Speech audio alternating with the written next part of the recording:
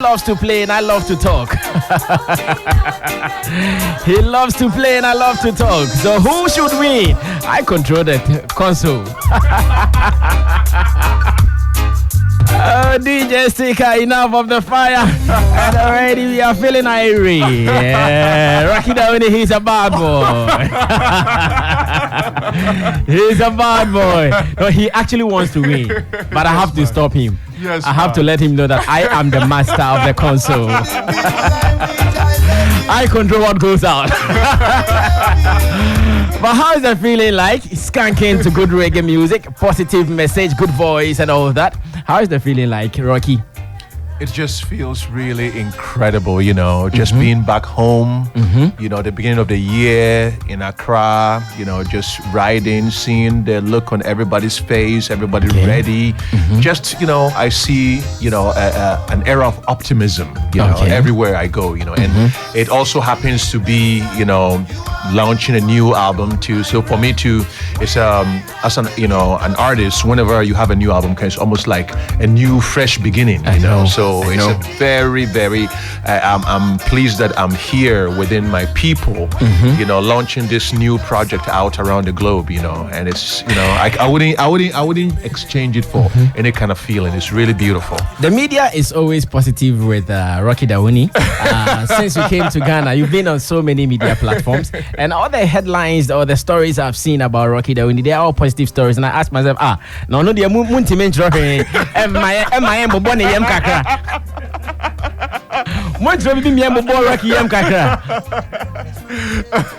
so far, so very good with the media tour. Yes. It's been really incredible. I mean, for me, I actually have moved back home. So I tell people, I know a lot of people don't believe that I'm back home, but I'm back in Ghana. My base is right here, and it also marks for me the beginning of that phase. I've always divided my time between Los Angeles and Ghana, and I'm equal times, but now I feel that there is really a need for me to be really positioned, on the continent, and then also I've had a lot of responsibilities now, one being the Goodwill Ambassador for United Nations for the environment for the continent, which that mandate also comes with a lot of, proactive ideas to leverage my platform and what I do to impact social change, really support, empower youth, and at the same time too, you just be part of the reawakening of this continent. Okay, so now the idea is that anytime promoters are planning their reggae shows, Rocky Dawuni is in town. I did. I hope you're not going to charge us in dollars, because we are talking cities. That one there we for talk. Oh, we go talk, eh? Yeah, we go talk. We want the prizes to be short like Elombini. We don't want any long prizes. We want a short prizes so we can deal with you. Should they not be scared?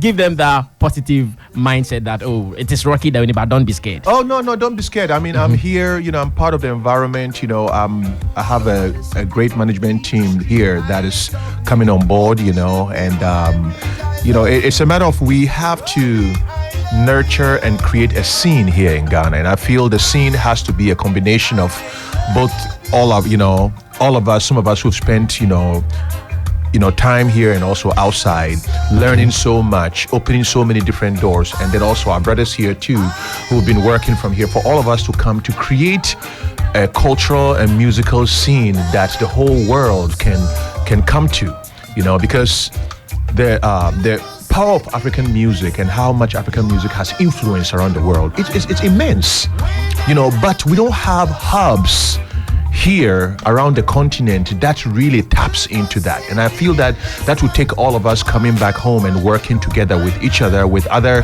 stakeholders in the industry, to create that kind of scene here. And I'm back and I'm walking my, creating, certain things here that I'm already working on that are gonna be. Now there is something I would want to learn.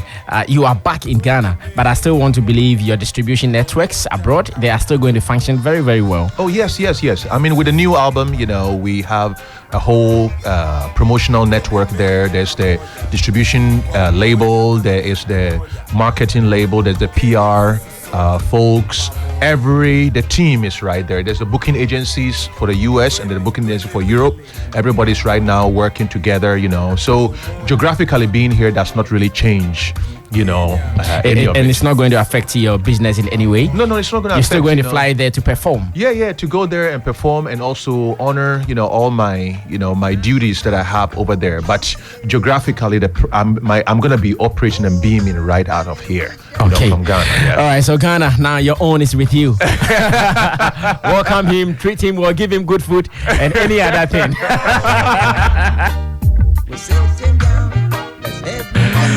Okay, so not long ago, it was in the news that UN says they are going to protect reggae music.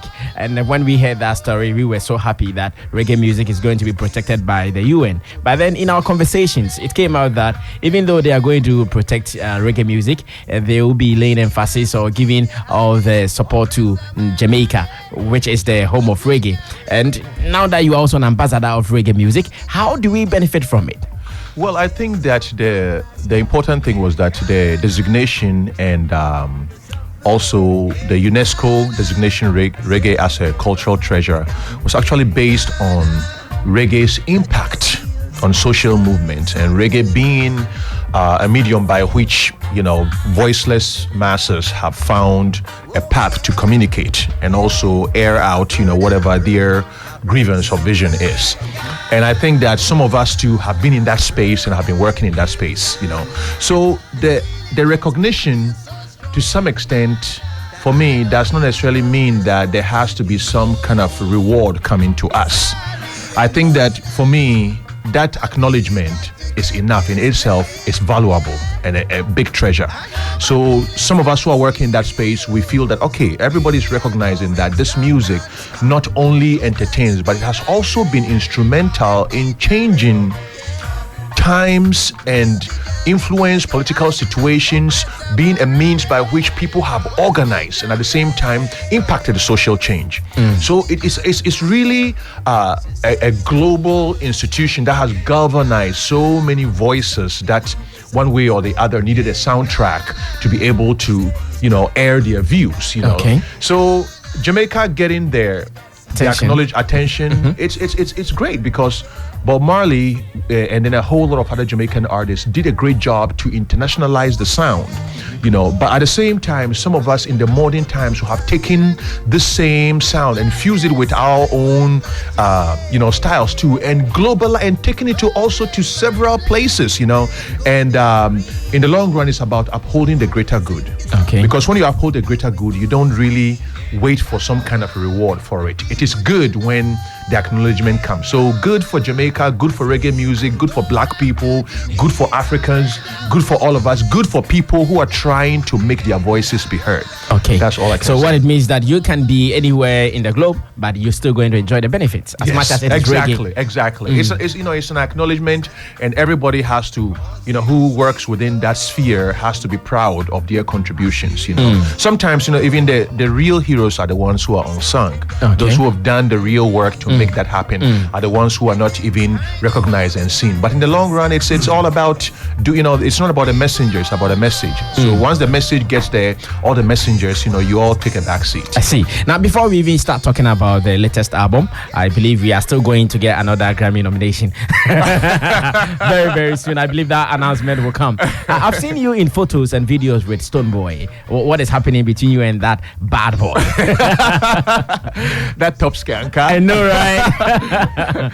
Well, we have a track on the new album. It's called Wickedest Sound. Okay. And so when I was here, a few days ago, we went and shot a video for, the song. So the song is going to be part of the, the big rollout of the album. Okay. The album itself, the single, Beats of Zion, launches globally today. But then the album is going to come out on March 8th. So from March 8th, everybody will get experience. There's a lot of videos too that have been shot. I was in India. I shot some videos in India, and we have really incredible visuals to support this really important work. So Stonebwoy and I had a lot of fun. And the song is, people should expect and anticipate it. It's a boom. I see. Now, news stories are saying that this is your 7th album. Yes, it's my 7th album. Yes. Any remarkable impact with your previous albums? Yes, I mean, first of all, my first album was called The Movement. And The Movement was when I had left Legon and went to America, worked for some time, interned with a record label, started my own imprint, came back to Ghana, recorded my album, released it, And right out of that, a single called What Goes Around was licensed by Atlantic Records for a compilation called Reggae The Next Generation. And I was one of only few Ghanaian Africans on that compilation. It was Atlantic Record, major label, and this was first album out of the bat. So that sets the tone for me for the follow-up album, which was Crusade, which had in Ghana. In Ghana became a big global hit. In Ghana was part of Putumayo's Reggae Around the World, a huge top-selling world music album. Post that came Awakening. Awakening was a transitional album, very from reggae moving into experimenting with new spaces. But then Book of Changes came and it became a darling of the film world. And also EA, the video game world, all started embracing my music. I remember that story. So from Wake the Town was used on EA video game. Wake the Town was used on ER, television. And since then, my music has been used from Weeds to Dexter. Some of the top TV shows in the US, and also computer games. So Beyond Book of Changes was the one that created that, because I fused Afro and reggae music. So people started seeing me not only as a reggae artist, but also the world music people started really connecting with me, and also the alternative people started connecting with me. Then once that stage was set, Hymns for the Rebel Soul came. That was African Reggae Fever.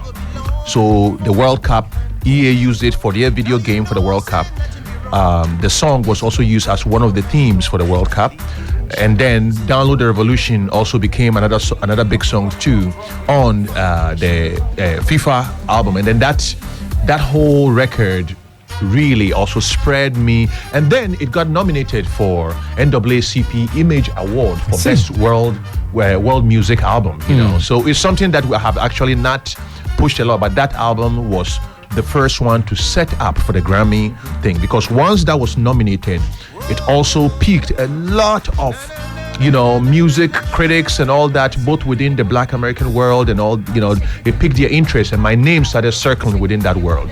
So everything set up for the release of Branches of the Same Tree. And Branches came with the African Thriller and the video, and it really kind of really cemented the fusion of reggae and Afro sound. So all the critics and all the music, the aficionados, really welcomed this as an album that was breaking boundaries, was creating new sounds, taking traditional sounds and fusing new sounds, but at the same time creating standards that were kind of piquing the ears of people around the world. So ultimately, that was proven right when the album was nominated for a Grammy, being the second only out of the continent to be nominated in that category, and also the first Grammy nominated album to come out of Ghana.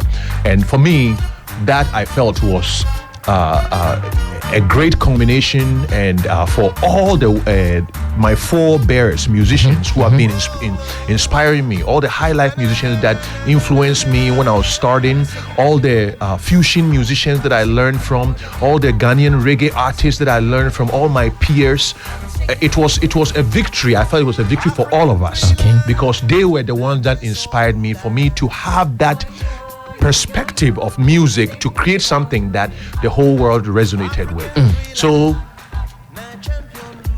once that was achieved, I was like, okay, now I have to look more to Ghana.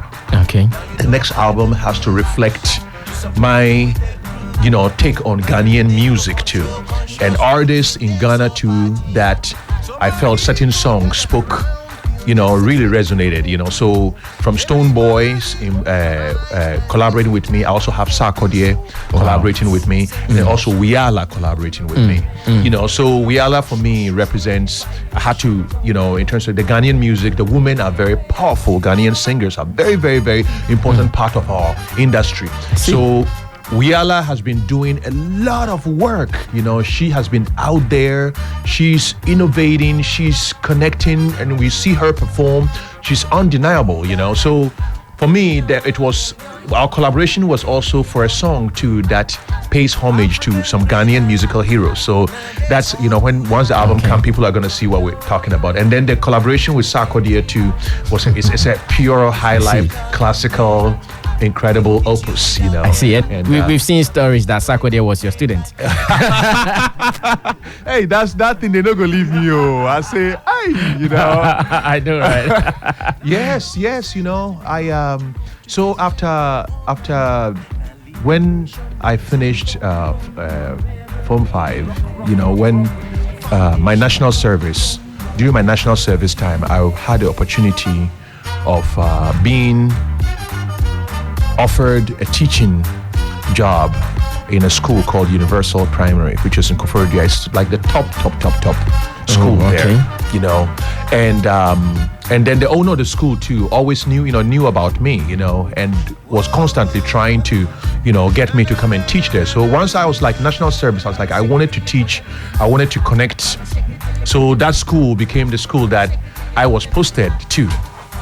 And my classes, you can imagine, my classes combination of teaching, fun, music. And all of that, when your lecturer is a teacher, it's a musician, I know.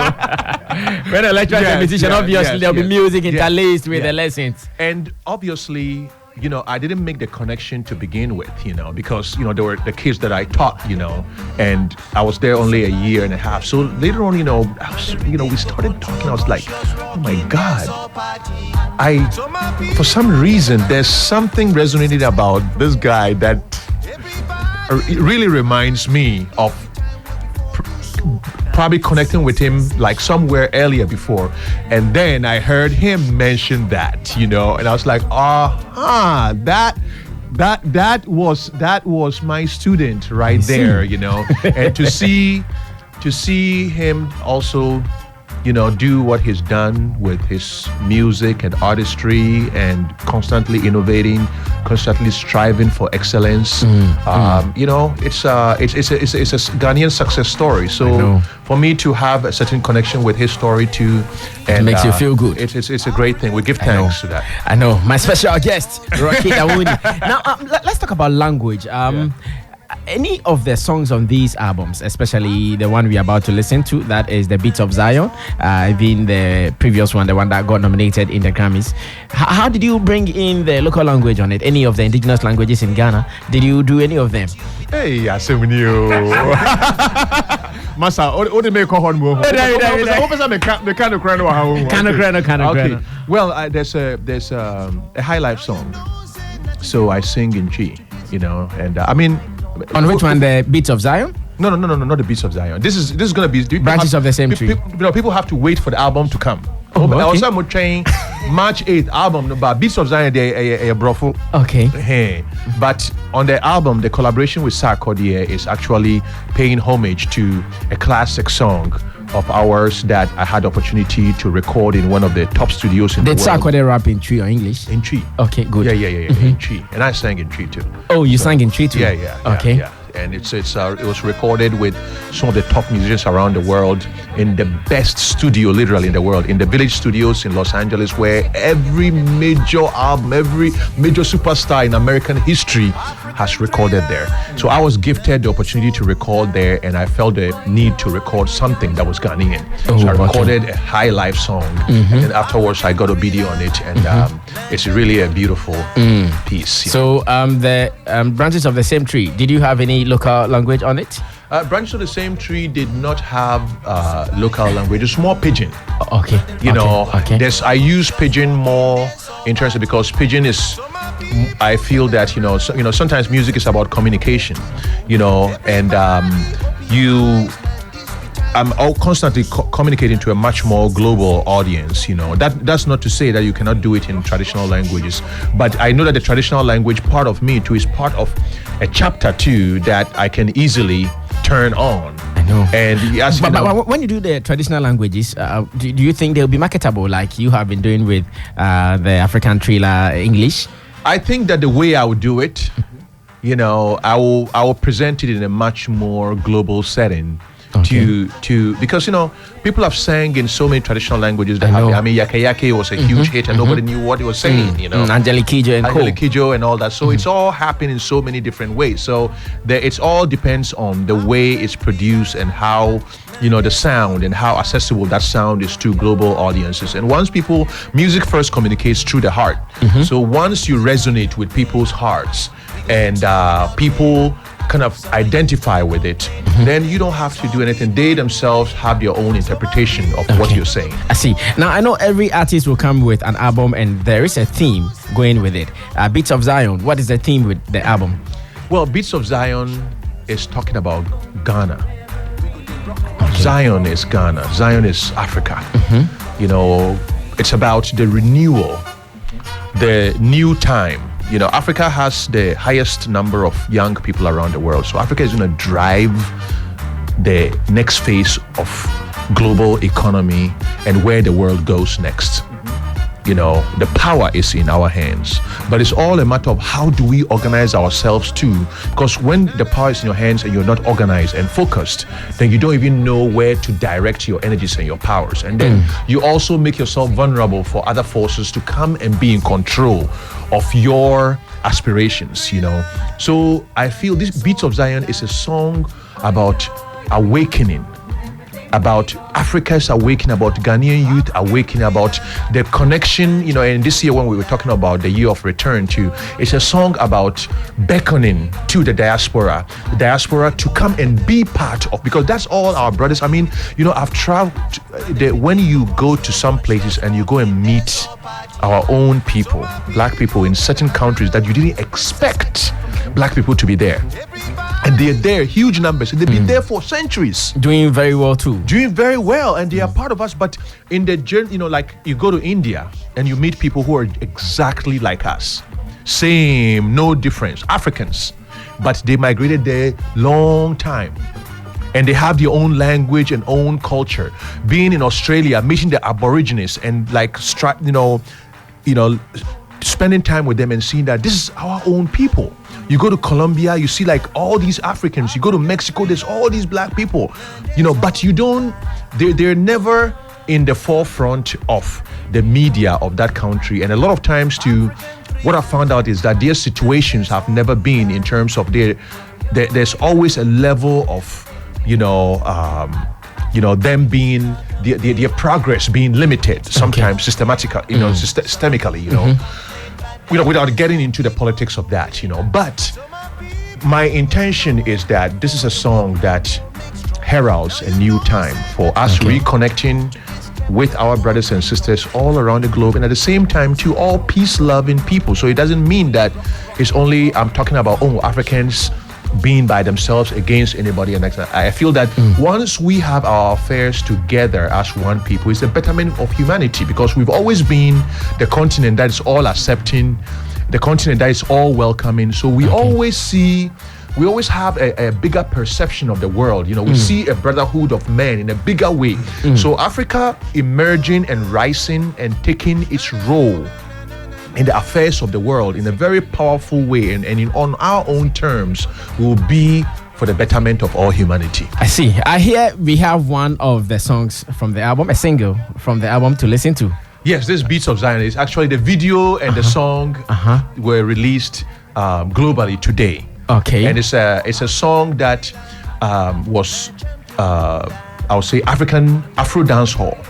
So I started working on the song, as part of the sessions in Village Studios, and then we needed strong, African drums, because my intention was to create an African dance hall song, but using traditional drums. Okay. So I eventually connected with Orchestra Magique out of Burundi, who's one of the top percussion groups, literally in the world, who played, the big drums on. Okay. So Beats of this is the track title. This is the title track, Beats of Zion. Okay. And it's an African dancehall track. And Okay. it premiered today globally. So everybody who's listening, You are among the people in the globe listening to this one. Exactly.